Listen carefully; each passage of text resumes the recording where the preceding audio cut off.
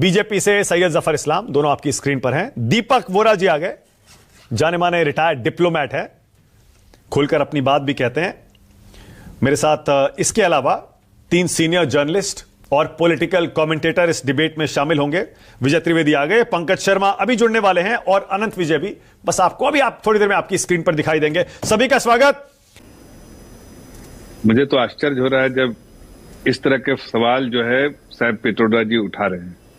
तो खुद ही एक फ्रॉडिया आदमी है, फ्रॉड करते हैं, जासूसी, तो उनको इस तरह के अल्फाज बोलने भी नहीं चाहिए। आपको भी ऐसे जिस तरह से उन्होंने नहीं, जिस तरह से गूगल करके भी देख लीजिए। जफर भाई, मैं बस इतना कह रहा हूं, थोड़ा ये शब्दों की मर्यादा रखिए, फिर बोलिए आप। हाँ ठीक है, चलिए, मैं फ्रॉडिया बोला तो उसको हटा देता हूँ। हाँ। उसको डिलीट नहीं हो तो ओके। पंकज शर्मा और अनंत विजय, पहले पंकज जी आप। पंकज जी, क्या वाकई आपको अंदर से यकीन होता है इस बात पर कि राहुल गांधी की जासूसी करवा रही है सरकार और विदेशों तक उनका पीछा किया जा रहा है? पंकज जी, कि ये बहुत स्वाभाविक है कि राहुल गांधी के विदेशी दौरों के दौरान उन पर हमारे देश की और बाकी मित्र शत्रु जो दूसरे देश हैं उनकी जासूसी एजेंसियां नजर रखती होंगी। इसमें कुछ भी अजीब नहीं है। भारतीय दूतावास के अधिकारी राहुल का पीछा करते हैं, उन पर निगाह रखते हैं, इसमें कौन सी हैरत की बात है? कौन नहीं जानता है कि भारत के हर दूतावास में, हर उच्चायोग में कवर्ड जासूसों की नियुक्ति की जाती है। सभी देश दूसरे देशों में स्थित अपने अपने मिशंस में ऐसी नियुक्तियां करते हैं। उनका काम ही क्या है? उनका काम है अपनों पर भी नजर रखें और दूसरे देश के लोगों पर भी नजर रखें। इसलिए राहुल की जासूसी की जाती है, इसमें कोई आश्चर्य की बात नहीं है। हाँ, अगर हमारे दूतावास के अधिकारी विदेशी हस्तियों से ये कहते हैं कि वो राहुल से ना मिले, जैसा कि सैम पित्रोदा कह रहे हैं, तो ये जरूर ऐतराज की बात है, ये घोर आपत्ति की बात है। अगर दूतावासों का दुरुपयोग प्रतिपक्ष के नेता की मुलाकातों में रोड़े अटकाने के लिए किया जा रहा है तो ये पूरी तरह अस्वीकार्य होना चाहिए। अब जब कभी भी राहुल विदेश जाते हैं, भारतीय जनता पार्टी, राष्ट्रीय स्वयंसेवक संघ हल्ला मचाना शुरू कर देते हैं कि वो देश विरोधी काम कर रहे हैं। राहुल गांधी भारत की वास्तविक राजनीतिक सामाजिक स्थिति बताकर विदेशी धरती पे कोई भारत विरोधी काम नहीं कर रहे हैं। आज दुनिया मानव जी एक ग्लोबल विलेज है। एक एक घटना की जानकारी इंटरनेट और दूसरे संचार माध्यमों से चंद लम्हों में पूरी दुनिया को हो जाती है। सारी दुनिया को सारी दुनिया के बारे में पता है कि कहाँ क्या हो रहा है। पृथ्वी के चप्पे चप्पे पर सैटेलाइट्स की निगाह है। तो ऐसे में राहुल के कहने न कहने से क्या छिप जाएगा? सच दिल्ली में बोला जाए या बर्लिन में सच रहेगा, झूठ दिल्ली में बोला जाए या ओमान में बोला जाए, झूठ झूठ रहेगा। अब ये होर्डन दली जो हैं, इन्होंने कल भारत में कितनी जगह चर्चों के सामने उत्पात मचाया। हनुमान चालीसा का पाठ करके हनुमान जी के लिए भी शर्मसार होने जैसे हालात पैदा कर दिए।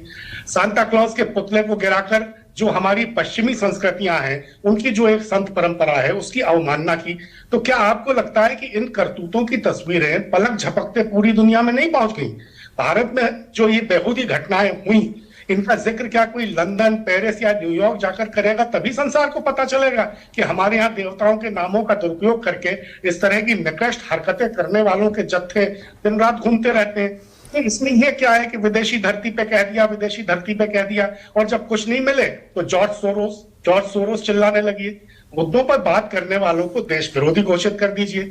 क्या आपको राहुल इतने गैर जिम्मेदार लगते हैं कि भारत विरोधी ताकतों से इतने तार जोड़ लेंगे? नरेंद्र भाई मोदी देश है क्या? उनकी गलत नीतियों का विरोध करना देश का विरोध करना कैसे हो गया? लोकतांत्रिक संस्थाओं की हमारे यहाँ क्या हालत है?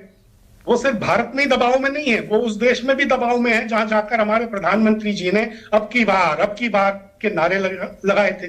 तो अगर संवैधानिक संस्थाओं का दुरुपयोग हो रहा है, अगर मीडिया पर अंकुश है, अगर सामाजिक विभाजन की शक्तियों को मजबूत किया जा रहा है, अगर निर्वाचन प्रणाली पर गंभीर प्रश्न है, अगर अर्थव्यवस्था बदहाल है, अगर सारी दौलत 2-4 धन पशुओं की झोली में डाली जा रही है, तो इन सब बातों का जिक्र भारत में भी करना जरूरी है और विदेशों में भी करना। पंकज जी, आपको पता है ना, राहुल गांधी की इन्हीं नीतियों, इन्हीं बयानों के विरोध में कुछ रिटायर्ड अफसरों ने, रिटायर्ड जजों ने चिट्ठी लिखी थी। एक दीपक वोरा जी भी उनमें से एक थे। उन्होंने कहा था कि सिर्फ ये एक गिमिक है, चुनाव हार जाते हैं, जीत नहीं पा रहे, इसीलिए इस तरह के आरोप लगाते हैं ये, और विदेश में जाकर भी इस तरह के आरोप लगा रहे। चिट्ठी जिन जिन महानुभावों ने लिखी थी उनको चिट्ठी लिखने का हक है। दीपक वोरा साहब को भी अगर ऐसा लगता है उनको भी हक है। अगर इनको लगता है कि राहुल गांधी राष्ट्रीय हित के खिलाफ काम कर रहे हैं तो इनको ऐसा सोचने का हक है। राष्ट्रीय हित मैं पूछना चाहता हूं क्या है?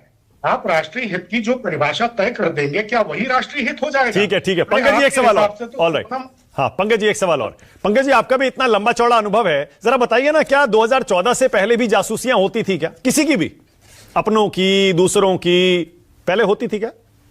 किसी भी सरकार का काम है सूचनाएं एकत्र करना, वो जासूसी के जरिए की जाए, वो किसी भी जरिए की जाए। ये तो मैंने शुरू में कहा ना, ये तो एक आम बात है। अपने लोगों की भी जासूसी होती है और परायों की भी जासूसी होती है। बहुत बढ़िया। इतना बड़ा जासूसी तंत्र आखिर है किसके लिए? बहुत बढ़िया अनंत विजय, ठीक है, बहुत बढ़िया। मैं चाह रहा हूं अनंत, कल हर्षवर्धन त्रिपाठी थे मेरे साथ, मैंने उनसे भी सबसे पहले इसी पर राय ली थी, मैं आपसे भी लूंगा। ये इस बार क्रिसमस पर जिस तरह के वीडियोस वायरल हुए, पंकज जी भी उन्हीं का जिक्र कर रहे हैं, आपको भी लगता है ये शर्मनाक है और इस तरह के लोगों को सीधा उठाकर जेल में डालना चाहिए?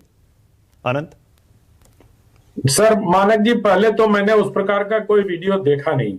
मेरे एल्गोरिदम में उस प्रकार की कोई हैंडल नहीं है जो इस प्रकार के वीडियो हमें शो करे, इसलिए मैं इस पर कोई टिप्पणी से बचना चाहता हूं। कि एक अभी पंकज जी कह रहे थे ना, अरे भाई विदेश में जब जाते हैं तो उनसे न मिलने के लिए जो आरोप लगाए जाते हैं, 2002 के बाद से नरेंद्र मोदी देश के मुख्यमंत्री थे, अमेरिका वीजा नहीं दे रहा था, भारत सरकार ने कितने पत्र लिखे थे, कितना विरोध जताया था अमेरिका को पत्र लिखकर? कोई बताएगा कांग्रेसी या कांग्रेसी समर्थक मुझे?